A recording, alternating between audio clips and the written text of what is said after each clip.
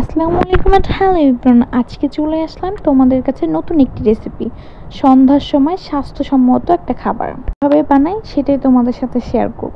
ফার্স্টে নিয়ে নিয়েছিলাম দুইটা বাটিতে নিয়েছিলাম 2 চামচ চিনি, 1 চামচ করে চিনি নিব। চিনি চিনি নিয়েছিলাম 2 বাটিতে। এবার নিয়ে নিয়েছিলাম দুধ, গরুর দুধ ছিল, এটা আমি ভালোভাবে জ্বালিয়ে নিয়েছিলাম, একদম মোটা করে শরবত করে নিয়েছিলাম। পরে পরিমাণ মতো দুধ দিয়ে নিয়েছিলাম, তারপরে দিয়ে নিয়েছিলাম চকোচ, এটা অবশ্যই অনেকে চিনো। চকোচ দিয়ে নিয়েছিলাম, এটা সব বড় থেকে ছোট সবার জন্য একটা স্বাস্থ্যসম্মত খাবার। চকোচগুলো দিয়ে নিয়েছিলাম, নিয়ে ভালোভাবে নাড়াচাড়া করব।